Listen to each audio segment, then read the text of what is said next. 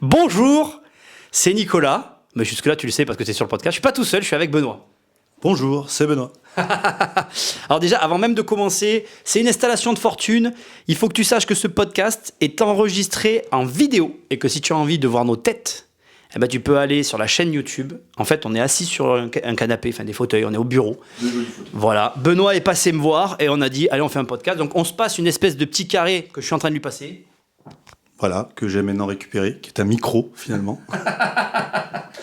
Et du coup, voilà, on s'est dit pourquoi pas enregistrer un podcast. On n'a pas spécialement de sujet de prédilection, mais on va faire un petit débat assez sympa, je pense, sur des sujets que tu as trouvés. Donc que tu vas nous lancer.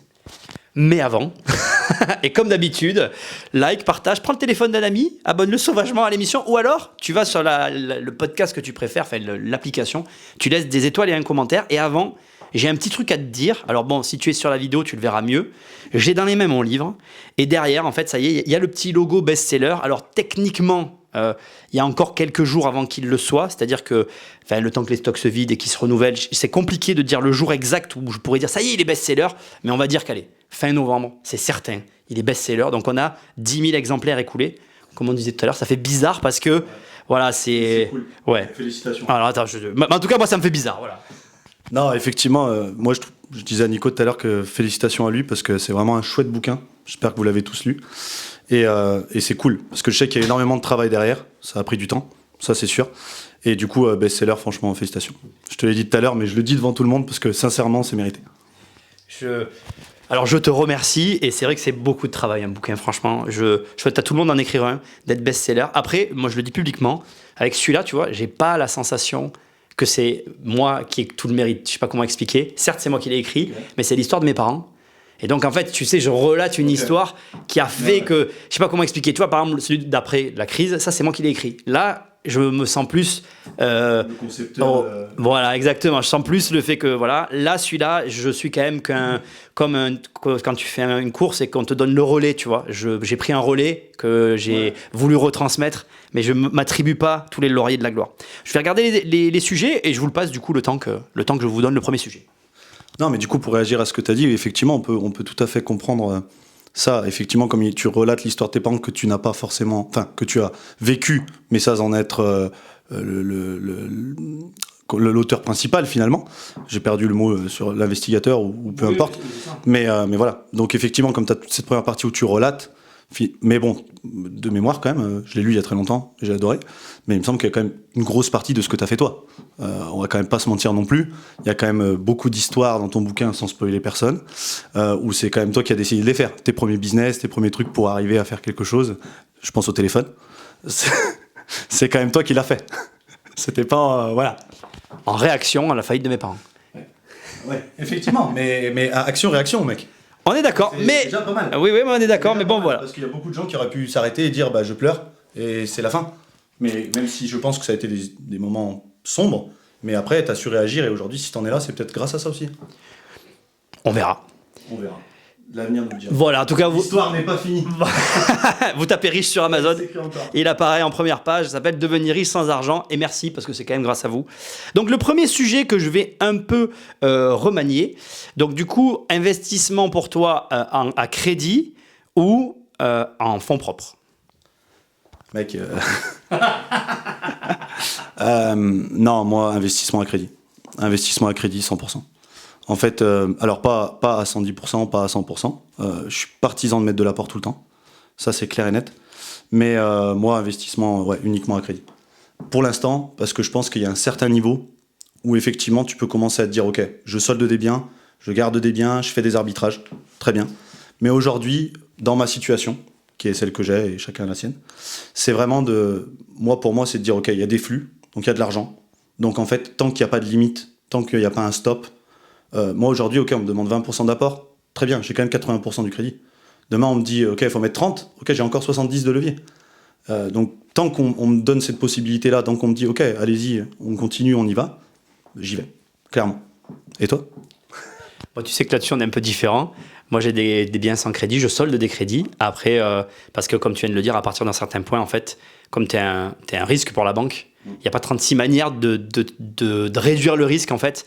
Et donc, après, quand tu gagnes de l'argent, solder, ça doit pas être... C'est pas vraiment un handicap, c'en est un, parce que tu t'amputes d'une somme, mais si tu as des bons flux... Après, voilà, je suis quand même de ton avis, et là où on est d'accord et on se rejoint, c'est l'apport. Moi, j'ai toujours dit, parce qu'en fait, 10% de rentabilité de zéro, ça fait pas grand-chose à la fin du mois. Si tu veux vivre de l'immobilier, on est d'accord ? Alors que si tu veux pas forcément en vivre, c'est sûr qu'après, c'est pas la même chose, c'est pas la même vision quand c'est ta retraite, etc., que tu attends. Ouais.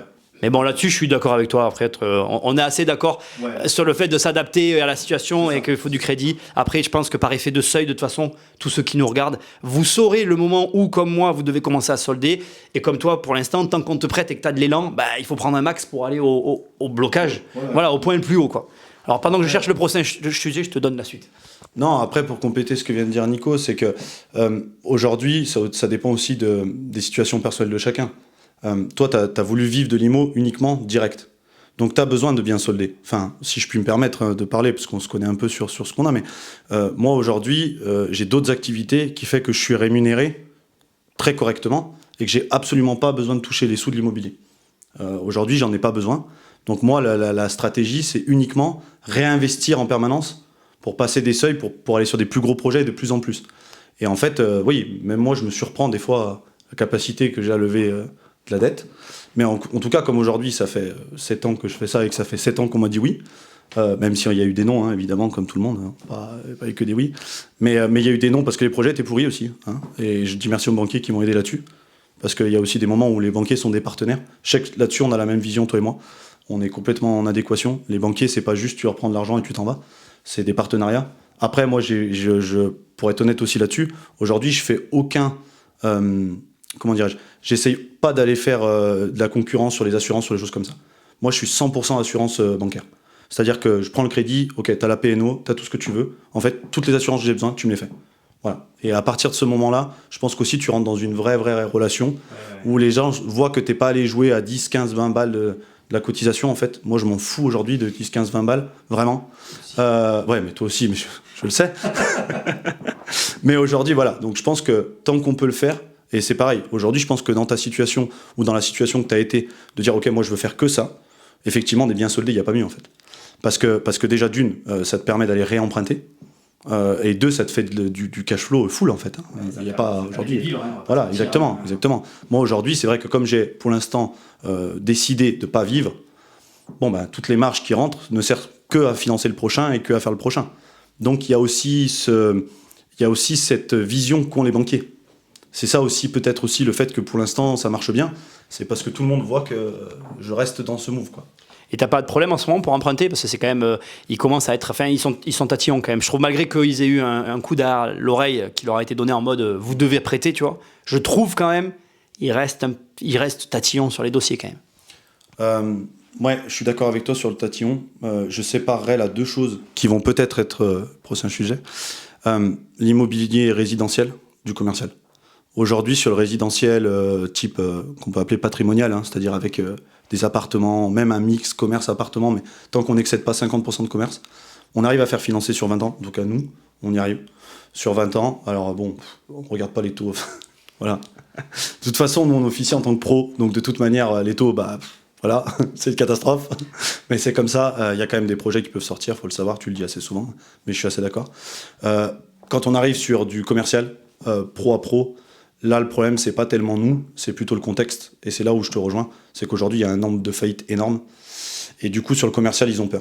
Alors, ils sont OK si c'est pour une activité que tu as. Enfin, il faut le savoir, ça aussi, on me l'a dit. C'est développer du commercial pour une activité que tu mets toi dedans, mais que tu as aussi à titre commercial. OK, là, pas de problème. Développer du commercial sur un commerce qui n'est pas le tien, là, ils sont plus frileux. En tout cas, je sais que toi, tu es plus fort que moi là-dessus. Mais nous, en tout cas, là-dessus, on est bridé à 15 ans. Voilà. Là, c'est clair que nous, on emprunte maintenant qu'à 15 ans là-dessus. Sur le commercial, on ne peut pas faire autrement. Je sais pas toi, d'ailleurs, si tu as toujours du vin. Mais... Moi, j'ai toujours du vin, mais bon, après, ça dépend, je pense, de plein de paramètres. C'est compliqué de dire, tu sais, qu'une règle qui s'applique à soi, surtout dans les dettes, et comme nos profils sont tous différents, tu peux pas dire que la règle qui s'applique à moi va s'appliquer à toi et aux voisins. Ça, c'est chaque patrimoine et chaque situation te permet d'obtenir des choses différentes. Deuxième sujet, très intéressant aussi, tu es plutôt Enfin, d'ailleurs, ça s'applique à nous deux, hein, c'est pas plus à toi qu'à moi, c'est une discussion. Zone rurale ou grande ville? Tu sais, petit village reculé ou grande ville en investissement? Bonne question. Et j'ai hâte d'avoir ta réponse. Moi, personnellement, aujourd'hui, en tout cas, je peux pas dire plus l'un que l'autre. Aujourd'hui, j'ai jamais réussi à trouver des opportunités dans les grandes villes. Je sais sûrement pas faire. J'ai sûrement pas le réseau. Là où je suis pas à côté d'une très grande ville. Je suis dans des villes. Il peut y avoir des villes conséquentes, 100 000 habitants, 200 000 habitants. Mais aujourd'hui, du Lyon, du Paris, du Bordeaux, je sais pas faire. Même Marseille, enfin, bon, voilà. Donc ça, nous, on fait pas. J'ai un associé qui fait ça. Et il se débrouille. Mais moi, par contre, non. Je suis plus sur de la ville moyenne. Et c'est dynamique un peu, tu vois. Un peu, des fois, un petit peu autosuffisante. Tu vois, je pense à un bien, là, 8-9 000 habitants, mais autosuffisante parce qu'il y a tous les commerces qu'il faut. Il y a des industries, il y a des choses comme ça. Et en fait, ça marche très bien. Ça marche super. Après, mon petit conseil par rapport à ça, c'est du coup pas tous les deux dans le même panier. C'est un bien par village. Moi, en tout cas, c'est comme ça que je le vois. C'est ok, un immeuble peut-être, mais c'est par village, pas plus. Parce que un village, ça reste quand même instable. Ça peut vite, en tout cas moi, de ce que j'ai vu, même depuis que je suis petit, il y a des villages qui étaient au top et qui ont basculé total. Donc si tu commences à avoir 2, 3, 4 biens dedans, oui, ça peut t'attirer parce que forcément, tu as une bonne renta. Si tu fais les choses bien, si tu fais les travaux, tout ça.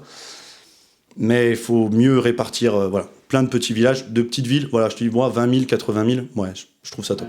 Vraiment. Et toi? Moi, j'ai des occasions dans les grandes villes, déjà, je veux quand même le dire. Et même entre celles qu'on me propose et celles que je vois passer, je vois vraiment de très belles affaires. Je pense qu'en fait, on ne sait pas faire parce qu'en fait, dans les grandes villes, ça peut aller jusqu'à la rue près. C'est-à-dire que tu sais, là où pour nous, les secteurs, c'est des villages entiers, pour eux, une rue, c'est un secteur. Donc du coup, en fait, c'est vrai que quand tu passes d'un marché à un autre, te dire que cette rue-là, c'est un secteur, de la même manière que pour toi, cette rue est un secteur par rapport à une autre rue, du coup, c'est comme un village. Quelle ville tu penses? Mais j'en ai une en tête. Mais Lyon, moi, je peux dire juste Lyon, déjà. Lyon, je peux dire même Saint-Étienne, mec. Ouais, mais...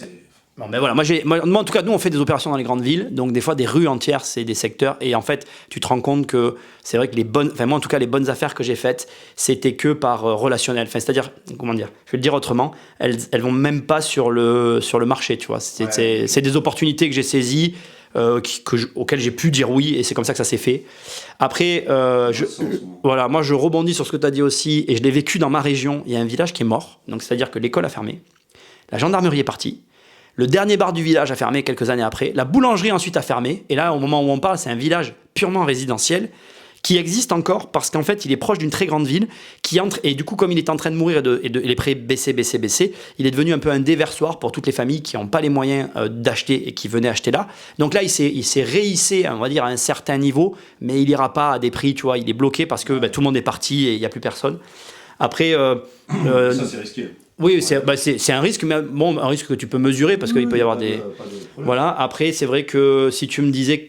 Moi, j'ai bien tendance à dire qu'il faut essayer de tout faire, mais si tu me disais de choisir, là où j'ai quand même honnêtement gagné le plus d'argent, c'est dans les petites villes et les petits villages. Parce que par contre, à l'inverse, là, je t'ai parlé d'un village qui meurt, mais moi, j'ai acheté dans un village aussi où il y a eu, en fait, le village a doublé en 3-4 ans. J'ai fait une opération excellente, j'ai fait un x3 ou un x4, en plus sur un tout petit montant, donc je me suis retrouvé avec vraiment impressionnant. Donc ça marche dans les deux sens, et ça reste de la spéculation dans le sens où, voilà, et pour le coup, c'était anticipable puisque les permis avaient été déposés, et tous les grands groupes sont venus ouvrir leurs sièges sociaux dans ce village où j'ai acheté un bien. Alors, j'avais fait comme toi, et j'avais acheté qu'un bien, mais le bien a pris beaucoup de valeur, puis on l'a vendu. Donc on était très contents, donc voilà. Non, après, si on peut, on fait les deux, et après en fonction de si on peut ou pas. Oui, je pense que la conclusion sur ce sujet-là, c'est les affinités de chacun aussi. Et puis c'est le réseau. Enfin, aujourd'hui, comme dit Nico, il a eu des choses un peu off-market par relation, par connaissance. C'est aussi ce que je développe sur une grande ville aujourd'hui, mais je ne l'ai jamais fait.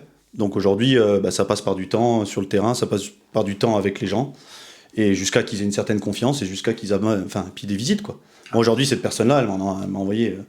au moins 8 biens, quoi. Je fais 8 visites à blanc, parce que pour l'instant, c'est pas ce qui me convient. C'est ça. Voilà. Donc après, faut y aller, quoi. C'est ça.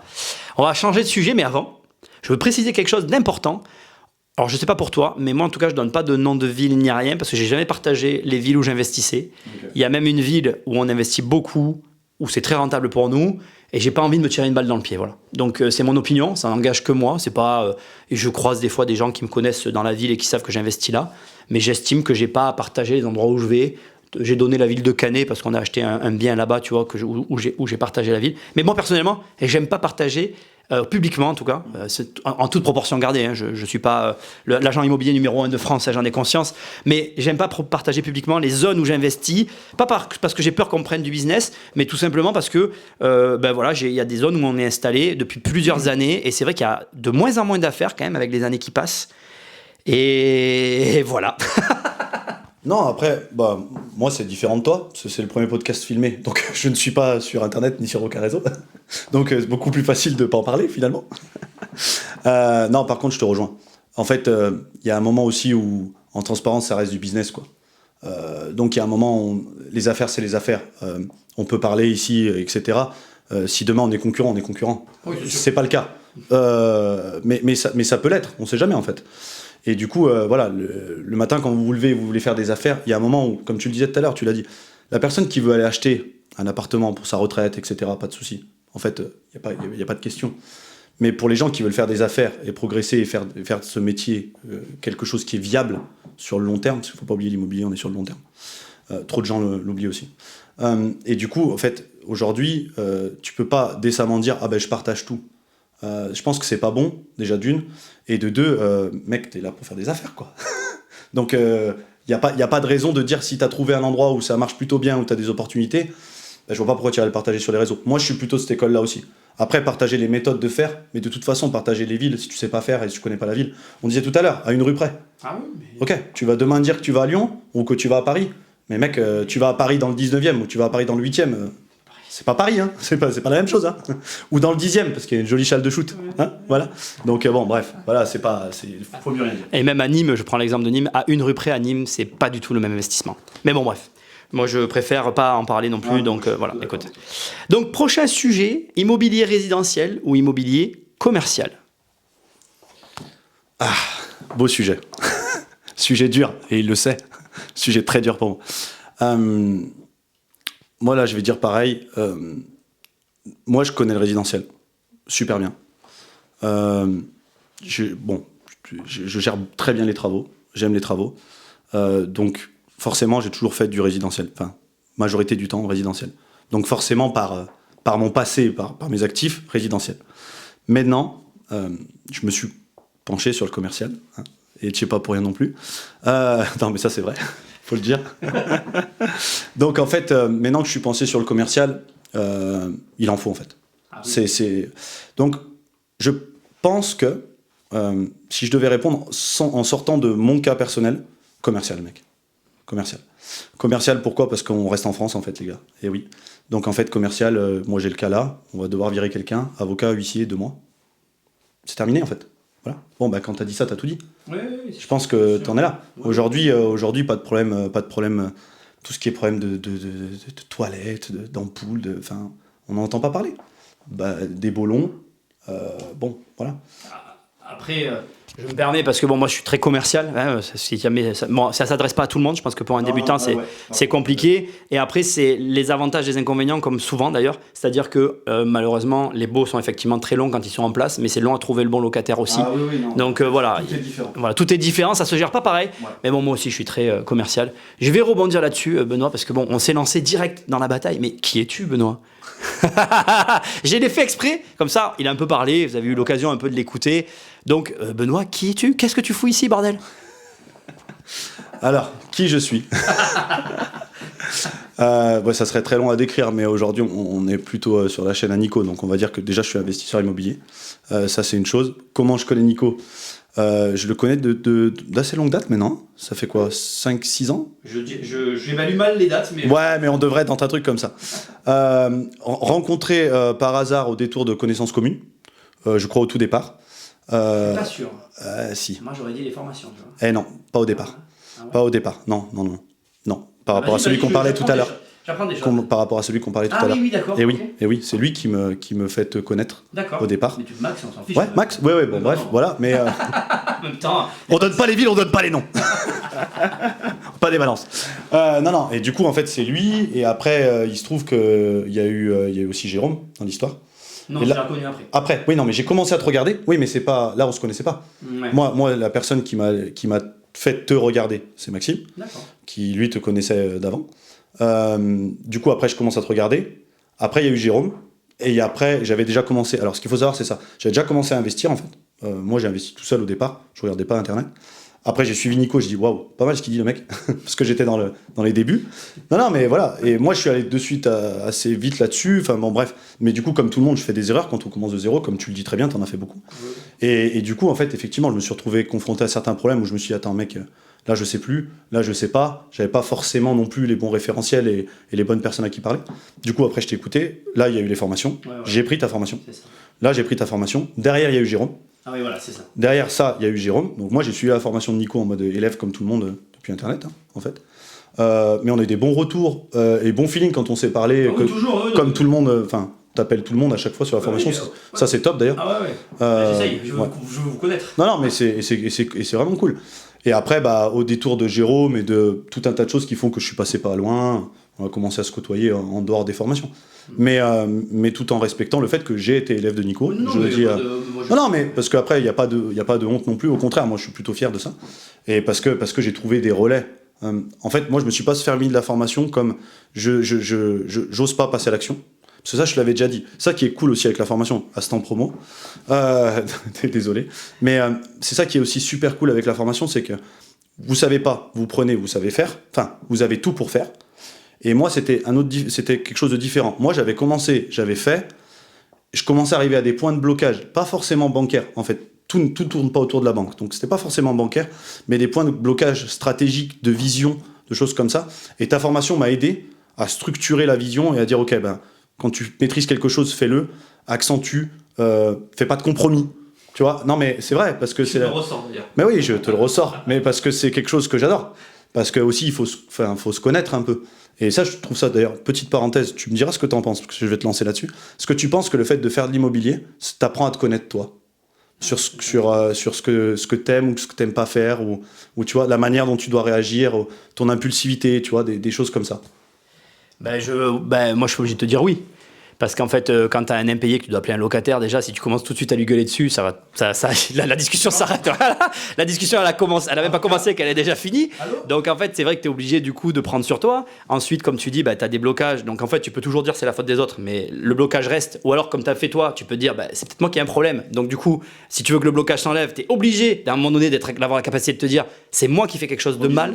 Voilà, remise en question. Donc, c'est certain que c'est intéressant de le prendre sous cet angle. L'immobilier, de manière générale, même moi, je le dis souvent, en fait, c'est du bébé entrepreneuriat. Si tu fais de l'immobilier et que tu veux te lancer dans l'entrepreneuriat derrière, 90% de ce que tu auras fait en IMO te servira, parce que comprendre une compta de locataire, c'est hyper facile. Tu as une entrée, une sortie, tu as un locataire qui te paye, tu as une sortie, ton crédit, donc tu comprends rapidement la compta. Et derrière, si ça commence à se complexifier, du coup, tu as cette base qui te reste dans la tête et tu peux t'en servir pour le reste. Et de le vivre, c'est pas pareil que de comprendre une théorie. Parce qu'il y a peut-être des gens qui nous regardent, tu vois, et qui ne sont pas passés à l'action. Mais de voir le loyer rentrer, le crédit déduit, qu'il te reste de l'argent, faire tes comptes à la fin de l'année pour voir les charges, etc., l'excédent d'exploitation, le réinvestissement, comme tu l'as dit. Tout ça, ça va faire qu'après, tu vas mieux comprendre le fonctionnement et tu vas pouvoir aller plus loin. Donc oui, tu as complètement raison.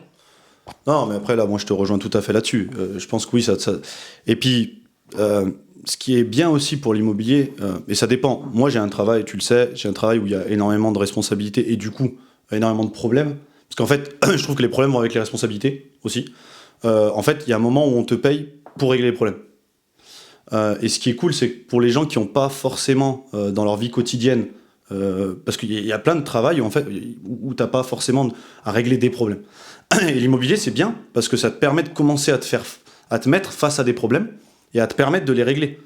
Et en fait, on dit toujours que plus ton problème est gros, plus de le régler apporte un gros gain.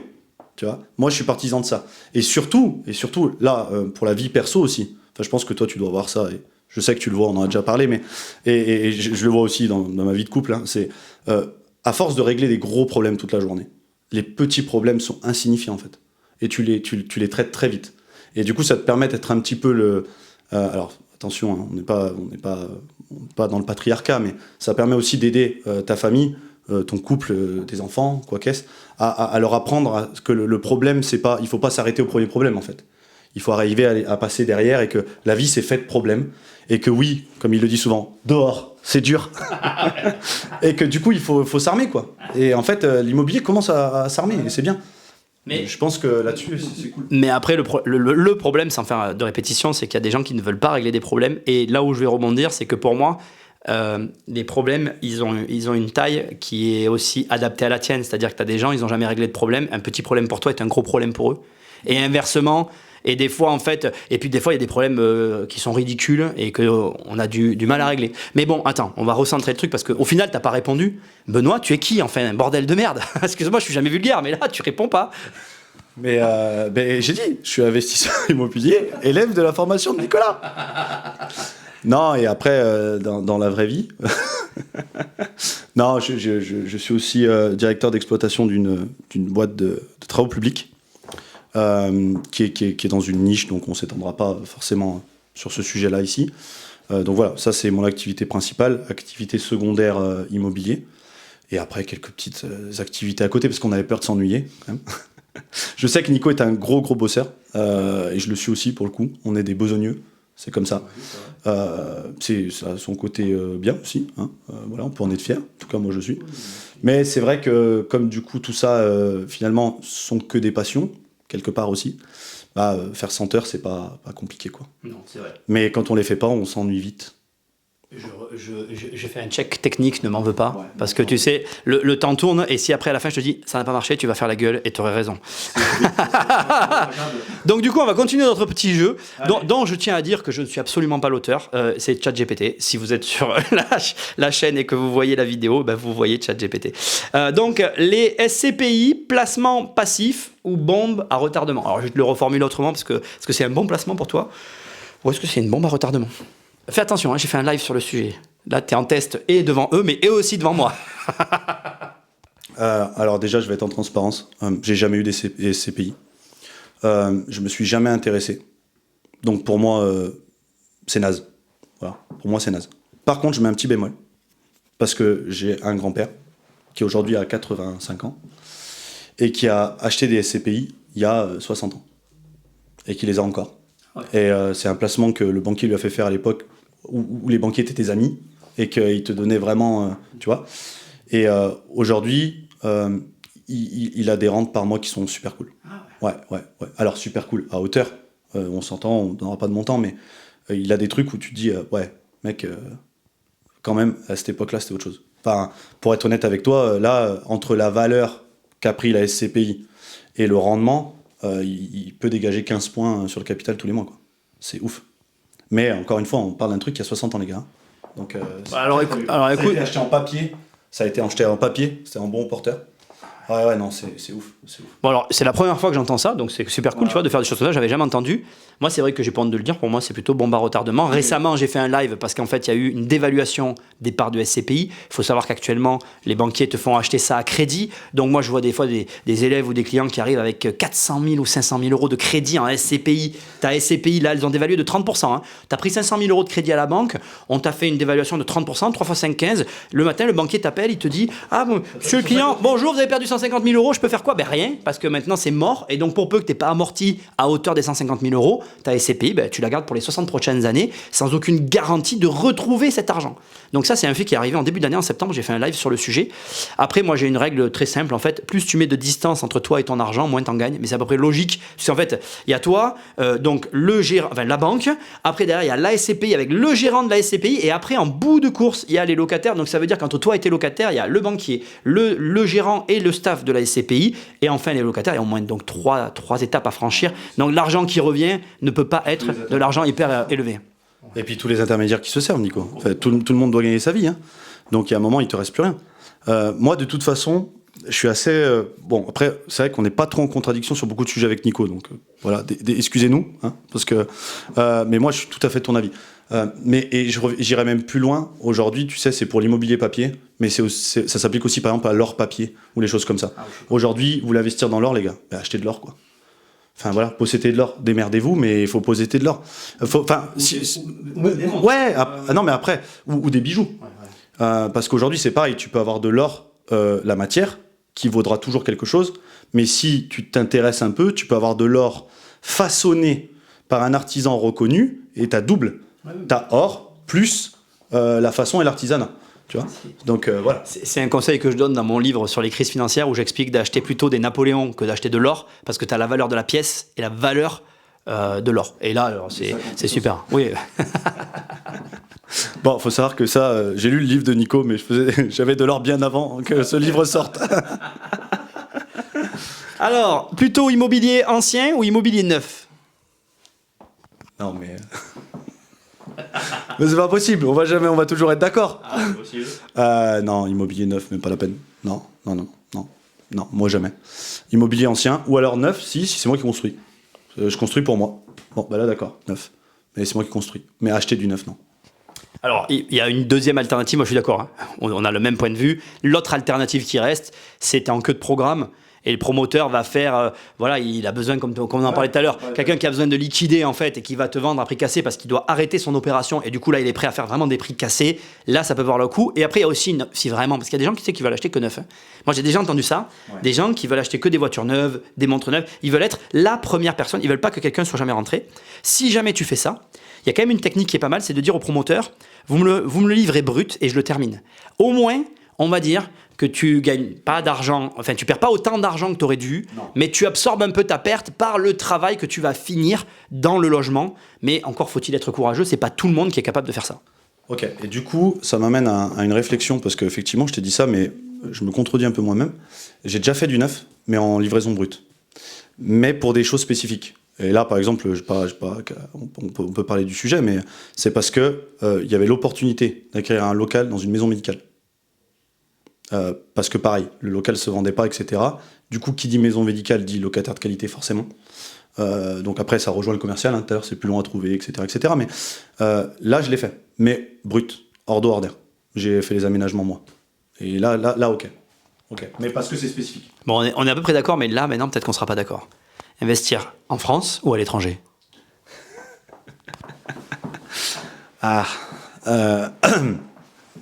Moi aujourd'hui en France. En tout cas, déjà il faut partir de la base. Aujourd'hui, moi, j'ai jamais investi à l'étranger. Je fais que de la France. Moi, je suis encore sur la France. Dans mon idée, je suis encore sur la France. Je pense que tu le dis assez souvent en fait sur ta chaîne. Il y a quand même des opportunités, il y a des choses à faire. Mais je suis de l'école qui aujourd'hui pense que si c'est en France, l'objectif doit être très gros. Soit c'est très gros, soit c'est un cap et après. En fait, ça tu le dis, et je sais que tu t'en parles un peu en ce moment aussi, soit c'est commencer parce que t'as rien, et effectivement la France c'est une opportunité pour ça. En tout cas moi je pars, j'avais rien, toi t'avais rien, donc au final si on en est là où on en est aujourd'hui, bon bah c'est grâce à la France quand même, hein, donc il faut le reconnaître. Par contre, après soit tu marques un arrêt et tu t'en vas, si tant est que t'as envie de t'en aller, parce que c'est pas que l'investissement. Tu vois, on discutait, hein, sans rien vous cacher, on discutait avec Nico. Moi, investir à l'étranger, je pense que je le ferai dans tous les cas. Mais pour l'instant, je préfère être bien assis chez moi que d'essayer d'aller comprendre des choses où j'ai pas encore tout compris chez moi, quoi. Voilà. Je pense qu'il y a encore des opportunités qu'on n'a pas saisies en France, des choses qu'on n'a pas encore fait. Quand je dis on, c'est moi et mes associés, mais et je pense qu'il faut encore qu'on pousse là-dedans, tu vois. Et puis après, on pourra envisager d'aller ailleurs. Ouais. Du coup, Nicolas, en France ou à l'étranger? Ben moi, aujourd'hui, le Covid a beaucoup changé de choses pour moi, en fait. Hein, je n'ai pas de honte à le dire, je l'explique dans le bouquin, d'ailleurs. Pour moi, l'étranger, en fait, pour moi, l'idéal, c'est les deux. La bonne réponse, c'est les deux, parce qu'en fait, les points se rejoignent par rapport à tout ce qu'on a pu dire jusque-là. Moi, j'ai beaucoup de commercial. Quand notre Jean-François, à la télé, a dit mes chers commerçants, ne payez pas le loyer de vos propriétaires », j'aime autant te dire que mes cheveux et mes bras, tout m'en est tombé parce que le cher propriétaire a quand même des crédits, même si j'ai des biens soldés aussi, certes, et même si, je l'avoue, j'aurais pu faire face. Moi, aujourd'hui, j'ai pas pris de PGE, j'ai rien pris du tout, j'ai jamais pris aucune aide de quoi que ce soit, de quelque sorte que ce soit. Donc, je n'accepte pas qu'on dise à des gens, ne payez pas le loyer. Et donc, c'est vrai que ça m'a fait prendre conscience, voilà, et dont autant, et le bouquin vraiment est dédié un peu à tout ça, parce que la réflexion, c'était ça, c'était de dire, on confinait quand on déconfinait en Chine. Et quant aux États-Unis, il y avait des États qui n'étaient pas confinés carrément jamais. Et je me disais, mais en fait, si j'avais des biens plutôt éclatés dans les pays, j'aurais bénéficié de cet effet finalement de mouvement. Voilà, exactement. J'aurais mieux absorbé les aléas qu'il y a pu y avoir. Alors je les ai absorbés, ceci étant, je ne vais pas quand même me plaindre, je fais partie des chanceux qui sont passés au travers. Peut-être que ça ne durera pas comme ça, mais en tout cas, aujourd'hui, c'est comme ça. Et donc, moi, je suis de ceux aujourd'hui qui dit qu'il faut investir à l'étranger. Je suis dans la démarche d'investir à l'étranger. Ce n'est pas fait. Je n'ai rien à dire sur le sujet, si ce n'est ce que je répète depuis des années. La France est une opportunité. Tu fais partie de ceux, on peut en parler, je pense. Nous, on arrive à acheter des biens à moins de 100 000 euros, à moins de 50 000 euros, des bonnes opportunités. Donc, il faut quand même le préciser. Moi, je le vois aux États-Unis. En fait, ce que tu dois avoir sur tes comptes, c'est plutôt 100 ou 200 000 euros pour commencer. Donc, quand en France, tu peux arriver à sortir une opération à 40 ou 50 000, où tu n'as même pas des fois besoin de 5 000 euros d'apport, alors qu'aux États-Unis, pour sortir ta première OP, il faut poser 100 000 sur la table, minimum. C'est plutôt 200 pour que tu puisses avoir le choix. Parce que 100, tu peux y arriver. Mais tu n'auras pas trop le choix. On va te dire c'est ça, c'est rien d'autre. Alors que si tu mets 200, tu vas pouvoir vraiment choisir, peut-être même aller sur une baraque. Tu te dis, voilà, on est quand même le plus pauvre des pays riches, le plus riche des pays pauvres. Vois ça comme tu as envie. Ça, bon, voilà, c'est malheureux. Après, on pourra en débattre, mais c'est pas le sujet. Mais moi, ce que j'essaye de dire, c'est juste que la situation dans laquelle on est fait qu'on a des vraies opportunités et que si tu n'as pas d'argent et que tu nous regardes, au lieu de dire j'ai pas d'argent, c'est la faute des riches, arrête de te plaindre, va chercher des opportunités, achète des trucs et tu verras que tu vas gagner de l'argent. Après, c'est toujours facile parce que nous, on l'a fait et qu'il y a plein de gens qui l'ont pas fait et qui ont peur. Mais comme je le dis souvent à ma fille de 7 ans, qui a encore du mal à le comprendre, si tu as peur, c'est que tu dois le faire. Super. Moi aussi, je le dis à ma fille de 10 et à ma fille de 5. La peur n'enlève pas le danger.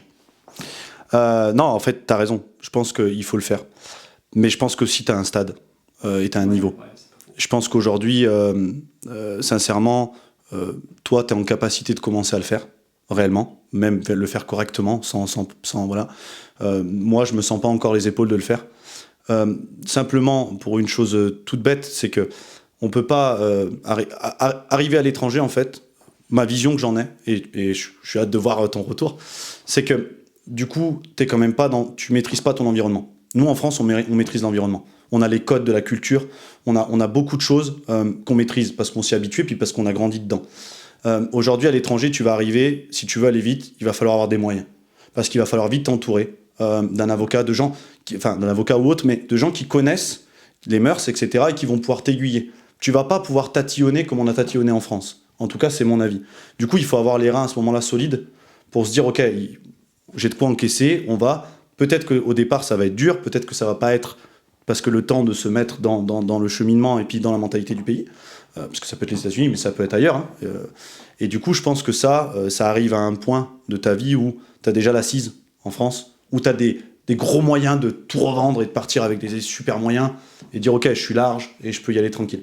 Mais ça dépend aussi un peu de la vie que tu mènes. On en a parlé déjà toi et moi. Investir à l'étranger, oui, je pense qu'il faut le faire, c'est clair et net. Mais je pense que ça arrive à une certaine étape. Je trouve ça un petit peu... alors, pareil, on peut en débattre, c'est un super sujet ça. Hein. Franchement, c'est un super sujet parce que j'ai des exemples qui me viennent en tête. Et moi, j'ai à contrario des gens avec qui je bosse, qui ont choisi de que investir à l'étranger. C'est-à-dire, ils travaillent, ils vivent sur le territoire français et ils ont leur investissement ailleurs. Et ils se disent, ok, moi, du moment que j'ai fini de travailler, je me casse en fait. Voilà. Quand j'aurai 60 ans, salut, ciao. Et ils ont fait que ça. Et j'ai vu d'autres qui ont fait un bien en France, un bien à droite, un bien à gauche. Et en fait, il n'y a pas d'inertie. Tu lances rien, en fait. Donc pour moi, c'est pas bon. Il faut quand tu es dans un marché, tu commences à connaître les acteurs. Moi, ça fait 7 ans, je pense que ça fait 2 ans que je m'éclate, mec. Parce qu'en fait, j'ai des gens qui m'appellent.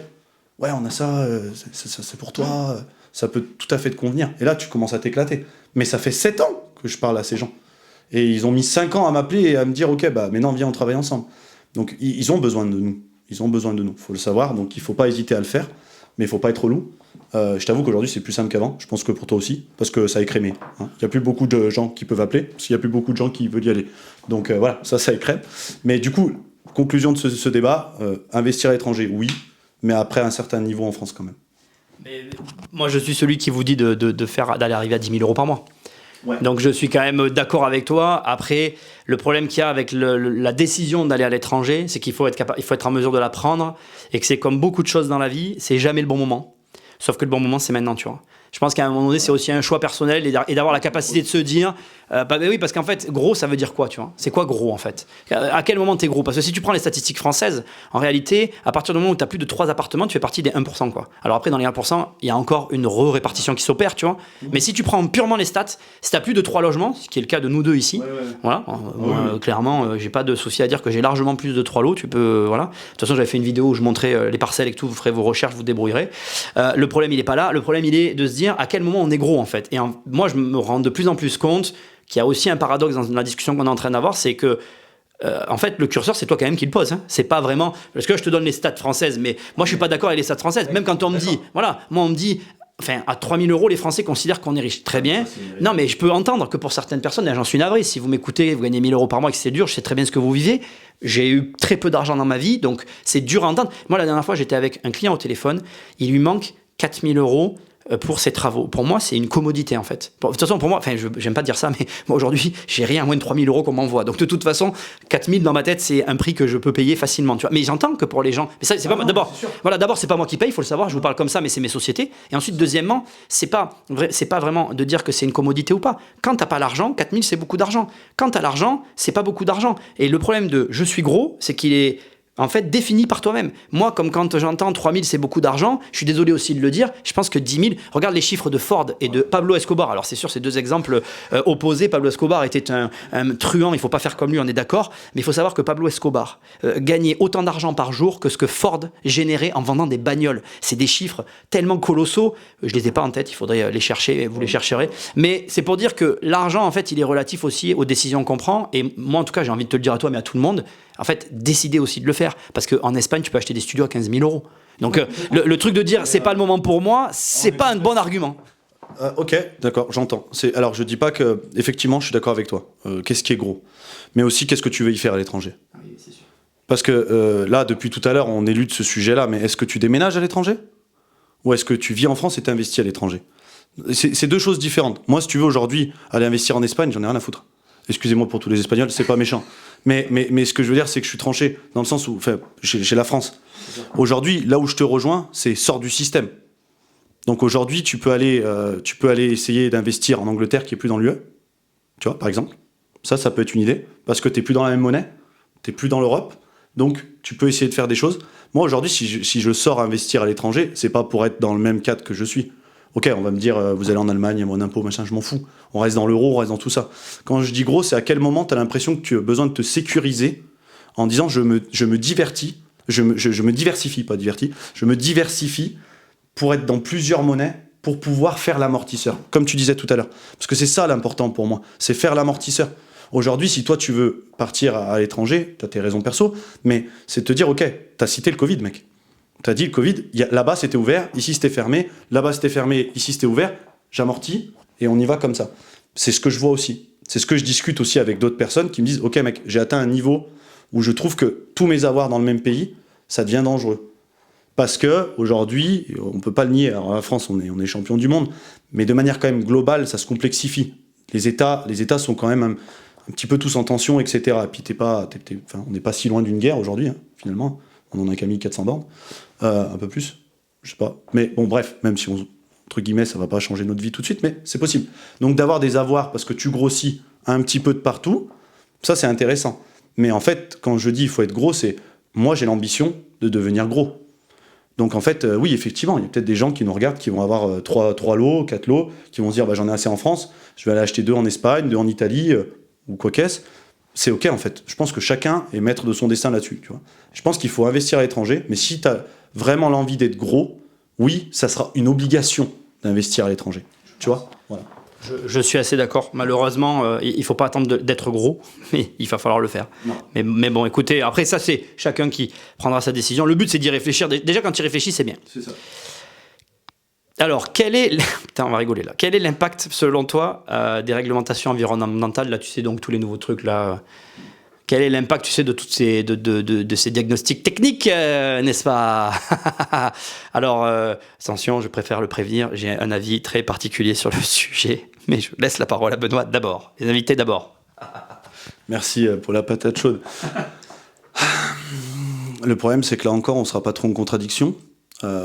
parce que je pense que j'arrive même pas à trouver les mots pour pas le dire sans jurer, mais c'est nul. C'est nul. Aujourd'hui, sincèrement, je pense que ça vient gripper le marché, qui est déjà pas en super forme. Franchement, ça arrange rien. Ça arrange rien. Moi, j'ai vu des logements, et on en parlait, j'ai vu des logements, nos TD, c'est horrible. Enfin, c'est horrible. C'est pas que c'est horrible, en fait. C'est pas... moi, contrairement à tes histoires, moi, c'est pas horrible. On te note D, mais vous avez pas envie de vivre dedans, les gars. Je vous jure. Enfin, la baignoire, elle est des années 60, il y a un bloc évier.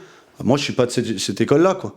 Mais moi, que ça soit noté D ou E, moi, aujourd'hui, je vais venir et je vais mettre une belle cuisine équipée, je vais mettre des radiateurs à inertie sèche ou de la clim réversible, tu vois, ou de la PAC si possible. Mais ça, c'est pareil, la PAC, ça me fait rire. Aujourd'hui, tout le monde veut une PAC. Selon les immeubles que tu as, mettre une PAC, mec, c'est pas possible. Il y a quand même un bloc clim dehors. Hein. Et là, je pense qu'aussi, on est aussi face à des gens qui ne connaissent rien. Et je pense qu'aujourd'hui, ce qui est aussi dramatique avec le DPE, c'est qu'on a des gens qui aujourd'hui n'ont aucune connaissance technique et viennent te parler de technicité, mec. Bon, faites des chantiers, quoi. Tu vois, mettez le bleu, allez faire des chantiers, traînez avec vos artisans, vous allez comprendre l'aberration de ces trucs. Voilà, moi j'ai un immeuble que j'ai pris, on l'a curé. On a gardé 4 murs, un toit. D'accord ? Donc de la cave, on voyait le 3e étage. Ok ? On est reparti propre. On a des murs de 60, parce que c'est une construction de 1960. On a des murs de 60. On est au-dessus de 600 mètres d'altitude. On a mis 30 de laine de verre sur les murs en doublage. D'accord ? On a fait des chapes poutres alourdies.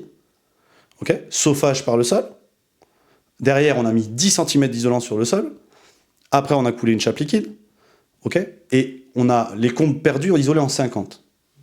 Ok ? Aujourd'hui, on sort en C.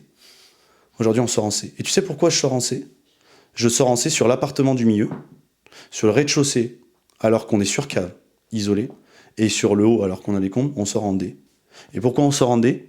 Parce qu'on est au-dessus de 600 mètres. Si on avait été à 599 mètres, on était en C, Nico. Voilà. Et aujourd'hui, du coup, je vais voir mon ami diagnostiqueur, qui est mon cousin, et je lui dis, ok, qu'est-ce que je fais pour être en B ? Parce que moi, je suis un fou du diagnostic, je veux être en B. Et aujourd'hui, on me dit, mettre un chauffe-eau solaire. Voilà. Donc, si vous voulez mon avis, ça se résume là, quoi. Enfin, c'est nul. Aujourd'hui, pour passer en B, il faut un chauffe-eau solaire, mec. Voilà. Bon, tout à l'heure, je lui ai raconté une histoire que je vais vous raconter. En fait, je la raconte parce que vous allez la voir, parce que je suis en train de la documenter. Je la mettrai en ligne sur Internet un jour. Mais ça va être long, parce que je sens que ça va être long, cette affaire. Je suis sur une opération où le bien est en ruine. Et donc, après moultes aléas, bref, les diagnostics sont faits, ce que je te racontais tout à l'heure. Et là, on m'envoie le diagnostic et je vais te laisser quelques minutes pour réfléchir. Donc, imagine un immeuble en ruine, les façades s'effondrent, les planchers s'effondrent, tout tombe en ruine. Si je te montrais des photos, personne ne le croirait, l'état, bon, toi tu les as vus, l'état est catastrophique de la cuisine et de la salle de bain, c'est catastrophique, ça peut pas être isolé, c'est pas vrai. Et là, on me donne le diagnostic et il est D. Donc là, je suis dépité parce qu'en plus, bien évidemment, moi j'ai un énorme crédit travaux à faire.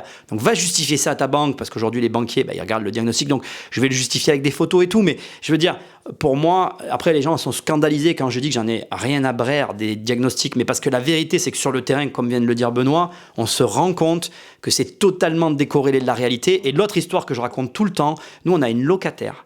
Elle nous a dépensé sur un mois 80 mètres cubes d'eau, qui est la consommation de 2 ans d'eau d'appartement.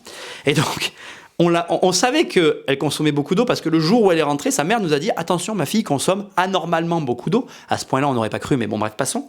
Et ce que j'essaye de dire, c'est que, en fait, tes logements consomment avant tout par rapport aux habitants qu'il y a dedans.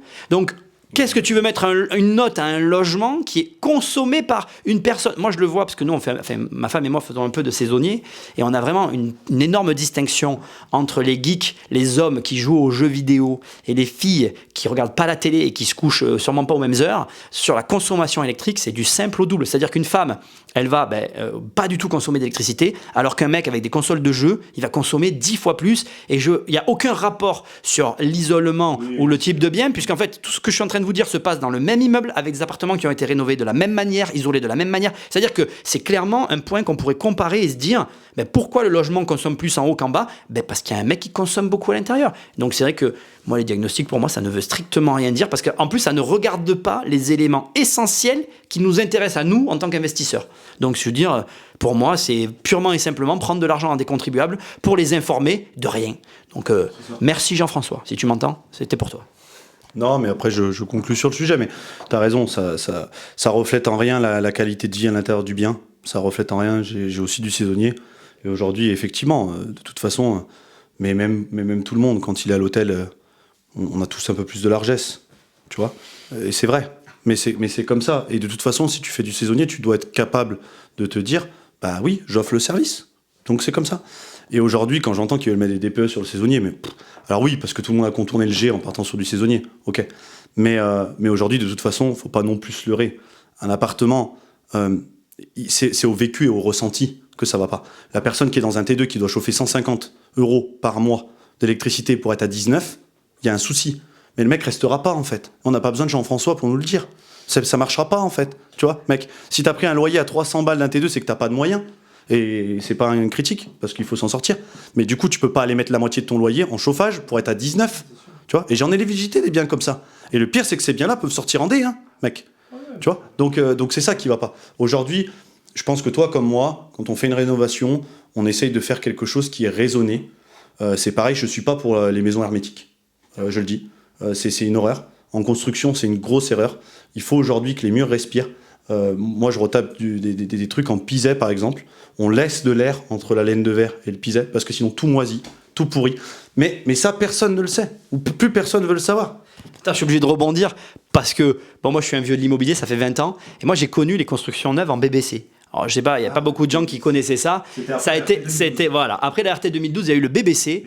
Et le BBC s'est arrêté très rapidement pour une simple et unique raison, c'est que ça pourrissait à l'intérieur parce que c'était hermétique et ils se sont rendus compte que si un logement ne respire pas. Mais en fait, bon, après, moi j'ai commencé il y a longtemps. J'avais un grand-père qui construisait ses maisons et qui m'a appris beaucoup de choses sur la manière dont ça devait être construit. Et c'est vrai qu'en fait, on essaye de réinventer la roue tout le temps parce que soi-disant, on a des meilleures idées que je sais pas quoi. Mais en fait, comme tu dis, voilà, nous on le voit ici dans le sud, les masses. Donc les maisons qui étaient construites avec 2 murs porteurs, donc tu avais un mur avec un autre mur et un espace entre les deux, et ben c'était les maisons qui étaient les mieux isolées parce que l'air est le meilleur isolant. Et ça, en fait, on peut te mettre tout le placo du monde, toutes les laines de verre que tu veux, tous les DPE que tu veux, ta baraque, si elle est mal construite, elle est mal construite, et tu peux avoir un D ou un B et avoir pas les bons isolants, et du coup, ben, tu consommeras beaucoup, et avoir un F sur des logements hyper bien construits, mais parce que ça rentre pas dans les normes qu'ils ont décidées, des fois pour 1 mètre carré, comme tu dis, en hauteur. Bref, on va changer de sujet parce que c'est insoluble et ça dépend pas de nous, donc de toute façon, on a tellement d'exemples qu'on pourrait passer l'après-midi, mec. C'est ça, c'est un truc de fou. Alors c'est marrant parce que tu m'as demandé de faire une vidéo sur le sujet tout à l'heure. Investissement long terme, donc locatif, je garde, etc., contre stratégie de revente rapide, donc marchand de biens contre locatif. Locatif. Aujourd'hui, dans le contexte locatif, clairement. Là, je voudrais dire à tout le monde le fond de ma pensée, je suis personne. Parce que bon, vous me voyez là pour la première fois, et je suis pas sur les réseaux, je suis sur rien. Le marchand de biens, c'est un métier, les gars. Aujourd'hui, j'en ai pas fait. Je m'y suis intéressé beaucoup, je connais toutes les stratégies, j'ai parlé avec même toi qui en a fait. Aujourd'hui, les questions de TVA, en fait, le marchand, c'est un métier. Marchand, c'est un métier. Promoteur, c'est un métier. Investisseur, on peut se débrouiller. C'est juste aussi simple que ça. Aujourd'hui, débuter en tant que marchand, ok, pas de problème. Mais 1 million d'euros. Enfin voilà, si tu veux commencer en tant que marchand et avoir le droit de te gaufrer et apprendre, etc., dans un marché baissier comme aujourd'hui, bon bah ok, démarre mais avec les reins solides, quoi. T'as pas de problème. Si aujourd'hui tu démarres, t'as pas d'argent, ne fais pas du marchand, quoi. Enfin en tout cas, c'est mon avis. Voilà, ça va peut-être aller à l'encontre de tout ce qui se dit sur Internet, je m'en fous, comme je vous ai dit, j'y suis pas. Donc aujourd'hui, voilà, moi je pense que quand t'as pas d'argent, tu peux pas commencer marchand de biens aujourd'hui, à l'heure actuelle. Même moi, avec énormément d'investissement à notre actif, aujourd'hui, quand on a des opportunités de marchand, même les banquiers ne nous suivent pas en fait. Enfin, il faut même se rendre compte de ça. Alors après, on peut faire toutes les magouilles de la terre, hein. On peut faire résidence principale, etc. On peut se débrouiller, tout le monde peut se débrouiller, mais sachez que c'est pas faire du marchand. Vous pouvez vous débrouiller pour arriver à sortir d'une situation, pour faire un peu d'argent, pour investir, pas de problème.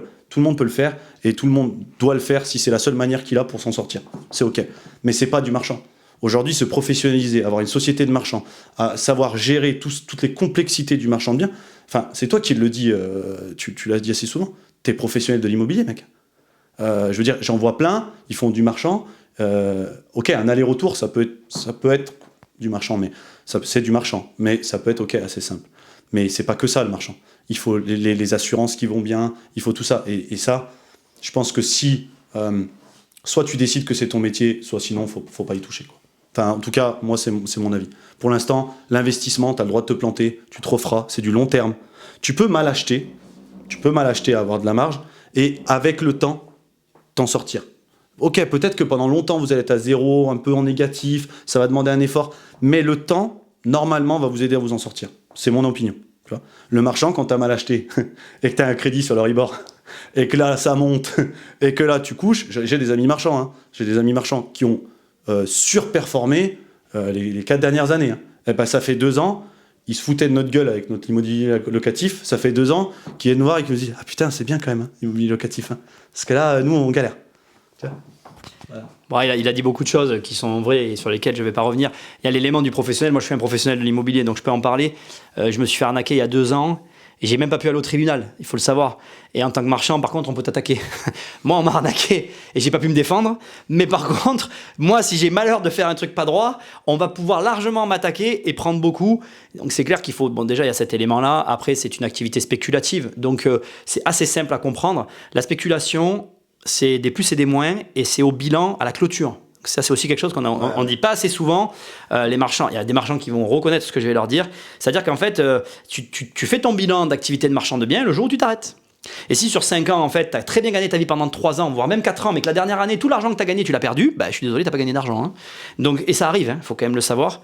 Donc c'est vrai que le malheur, c'est ça, c'est qu'on croit... En fait, je crois qu'il n'y a pas de recette magique. Par contre, il y a un truc qu'il faut quand même dire, c'est que l'un va très bien avec l'autre. Ah oui. C'est-à-dire que voilà, il faut se dire les choses. Tu veux faire du marchand, mais fais du locatif, en fait. Il ne faut pas dire je fais l'un ou l'autre, tu fais les deux, en fait. Et c'est sûr que c'est super dur parce que dans quel ordre, comment, du coup, tu te poses plein de questions. Mais l'un nourrira l'autre et inversement. Le plus simple, ben moi en tout cas, c'est un conseil que je peux donner qui est assez facile. Si tu te lances dans le marchand, demande-toi si tu as les moyens de garder l'opération en l'état. Ouais, voilà, c'est le meilleur. Le meilleur. Moi, ça a toujours été mon thermomètre, tu vois. Je me disais toujours, quand j'étais marchand et que je faisais des opérations, je me disais toujours, imagine, tu vends rien, tu dois la garder sur les bras, est-ce que tu peux l'assumer ? Est-ce que tu peux ? Et en fait, tu te rends vraiment compte que déjà, à partir d'un certain point, tu peux pas. Parce que naturellement, quand tu es marchand, tu veux toujours plus gros. Donc, il arrive un point où tu commences à prendre des risques. Et au fond de toi, tu le sais. Et tous ceux qui se reconnaîtront, je vous fais un bisou et beaucoup de courage. Parce que quand ça se passe mal, ça se passe mal. Et ensuite, la vérité, c'est que c'est le sujet touchy du marchand de biens, c'est à quel moment je m'arrête, en fait. Parce que le problème de l'humain, il est là, c'est qu'on en veut toujours plus. Et à vouloir toujours plus, c'est là qu'on finit par se prendre le mur. Donc, nous, c'est vrai que on a failli reprendre à un moment donné, ça s'est pas fait, ça aurait dû se faire, mais en fait finalement, d'ailleurs je peux en parler publiquement maintenant, il y a prescription, c'est le Covid qui m'a aussi arrêté, j'étais en train de reprendre en fait, j'avais signé un château, d'ailleurs je peux en parler, j'ai les nerfs parce que j'y pense encore, et il faut savoir que il s'est vendu il y a pas longtemps. Et depuis le Covid, il s'est pas vendu le truc, et j'y suis pas allé à cause du Covid et des Bâtiments de France. Parce que en fait, j'ai l'habitude de traiter avec eux et je dois avouer que je me suis dit attends, là il y a des confinements. Alors déjà qu'en temps normal c'est très compliqué, très long. Là je rentre dans un délire où je me voyais garder le projet sur les bras pendant bien plus longtemps que le délai raisonnable dans lequel j'aurais dû avoir ce projet pendant l'opération de marchand. Et en fait du coup j'y suis pas allé. Des fois je me dis que j'ai déconné parce que vu comment tout s'est bien vendu pendant cette période, des fois j'ai tendance à me dire peut-être que tu aurais fait, je le saurais jamais. J'ai pas de regrets. Mais voilà, prenez bien en considération le fait que c'est jamais ce qu'on imagine. Je lance le dernier sujet, sinon on finira pas l'émission. Est-ce que tu penses que les nouvelles technologies, alors très clairement, on parle de l'intelligence artificielle, mais il y a quand même dans le sujet, les plateformes de financement participatif vont-elles révolutionner ou pas le secteur de l'immobilier ? Ok. Moi, je pense que le secteur de l'immobilier il a toujours évolué, mais c'est jamais révolutionné. Déjà, ça c'est pensée profonde avant de débattre du sujet, mais moi, tous les mecs qui viennent disrupter et tout casser, et machin, etc., on en a vu, hein. Il y a eu le cas, tu te rappelles, les autres là, qui étaient, ils sont montés comme une étoile, 400 salariés, bim, défaite. Oui. Au revoir, merci, 400 salariés sur le capot. Pourtant, eux, quand l'argent était pas cher, ils voulaient tout disrupter, et ils étaient tout de moon. Et ça n'a pas marché. Et encore une fois, je me réjouis pas de ça. J'aurais préféré que ça marche pour eux. On n'est jamais content que quelqu'un foire. C'est pas du tout pas la mentalité d'ici, en tout cas. Moi, je pense que le marché de l'immobilier, comme on l'a dit tout à l'heure, c'est un marché long. en fait. Et il y a des choses, c'est quand même basique.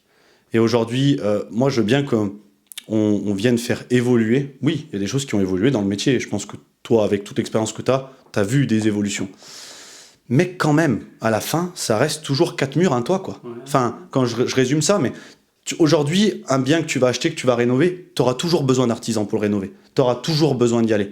Tu peux mettre de l'IA tout ce que tu veux, à part si Elon, il arrive avec des robots qui font toute la peinture. Peut-être que là, on aura révolutionné quelque chose, parce que les artisans, c'est quand même autre chose. Mais voilà, moi je pense pas que l'IA fasse évoluer grand-chose. Je pense que l'IA peut t'aider dans la gestion.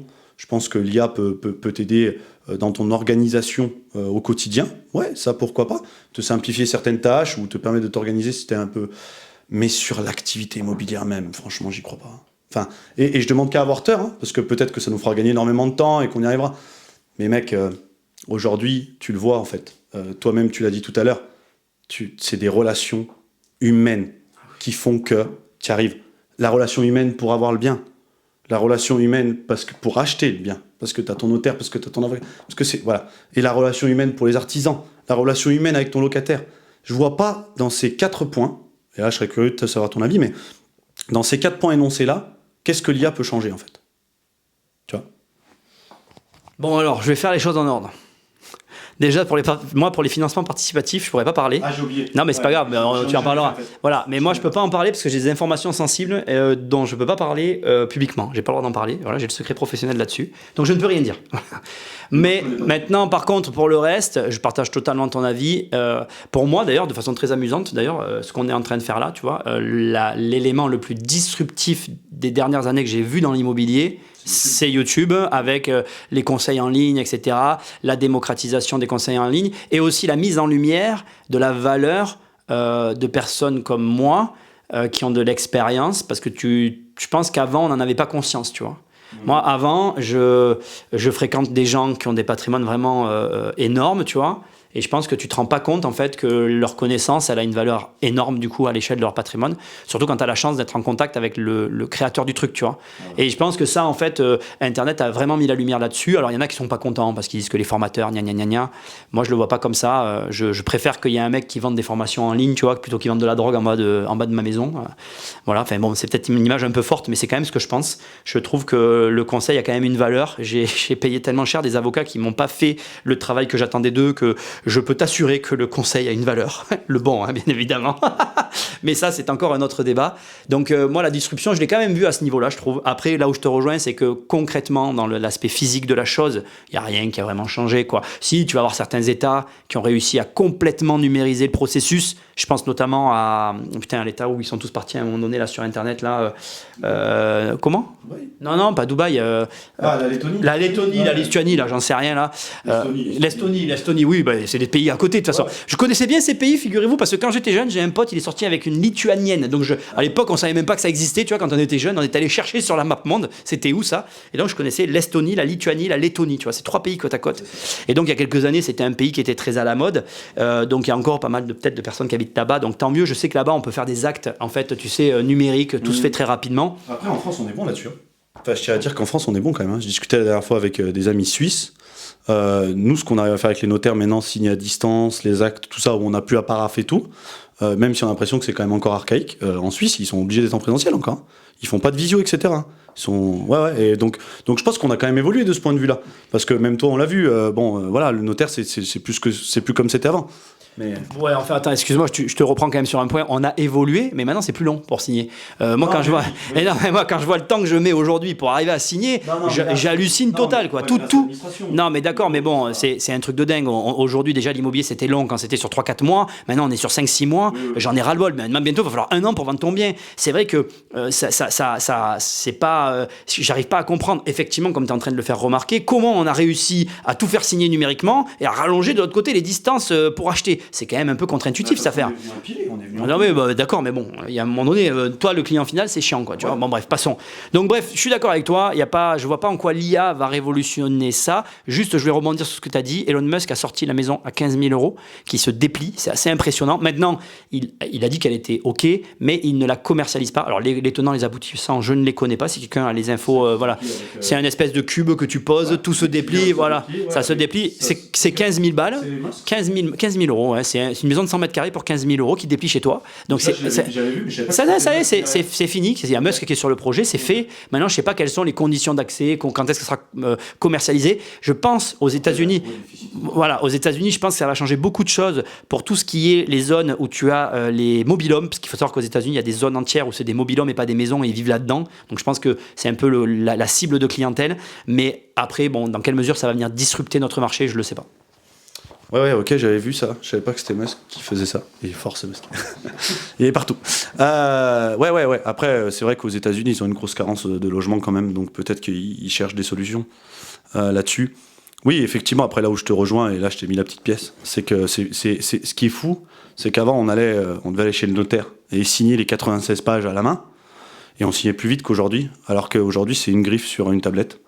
Et encore, fun fact, quand j'ai signé le dernier bien, j'ai eu de la chance, il était 18h05, on a réussi à signer après 40 minutes d'attente, logiciel bloqué, et en fait on a été la seule vente qui est passée de l'après-midi sur toutes les études du secteur. Pour avoir eu des clercs d'autres études qui ont dit vous avez de la chance, nous depuis 14h on est à l'arrêt, il n'y a pas une vente qui est passée. Donc une vente que tu attends depuis 6 mois. Voilà. Et en fait, au bout de 6 mois, on peut te dire reviens demain en fait, parce qu'il n'y a plus rien qui marche. Et c'est ça qui est fou aussi, c'est que je trouve par contre dans l'évolution, on est quand même mauvais quoi. C'est-à-dire qu'aujourd'hui, on te fait signer sur une tablette, ok super, plan B, il n'y en a pas. En fait, plan A ou pas de plan. Tu vois, c'est ça. Aujourd'hui, pourquoi on n'est pas capable de dire ok, c'est pas grave, on lance l'impression, puis on signe à la main les gars. Enfin, non, c'est pas possible. En fait, ça c'est fou. Donc on avance, mais on recule en même temps. Bref, je sais pas trop, on fait du surplace, comme tu dis, on vient rajouter et on empile les diagnostics, les préemptions, les machins, les mérites qui répondent pas, on relance. Ouais, effectivement, aujourd'hui, pour acheter un bien, je pense qu'il faut 6 mois. Sincèrement, passer partout. Parce que même si tu l'achètes cash, mec, c'est même plus le problème, en fait. Aujourd'hui, le crédit, c'est même plus le problème. T'as toujours le crédit avant les autors, avant les machins, avant les trucs. Et puis maintenant, tu as TracFin qui est encore plus violent qu'avant. Les délais d'attente, c'est un truc... Enfin, moi, j'hallucine. Moi, j'ai une vente en attente, là, c'est un enfer. Mais bon, c'est comme ça, j'ai pas le choix, donc j'ai rien à dire. Mais bon, c'est vrai que c'est dommage parce que c'est vrai qu'avant, comme avec le papier, ça fonctionnait aussi bien. Après, au demeurant... Moi, je continue à dire que, comme on l'a dit dans l'émission, l'immobilier français reste une opportunité.